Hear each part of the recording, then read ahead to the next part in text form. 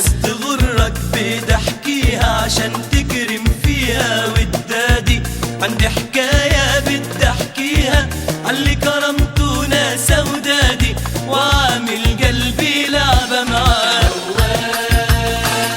عاشق بقيت موال، عاشق انا موال وقصتي بتنقال.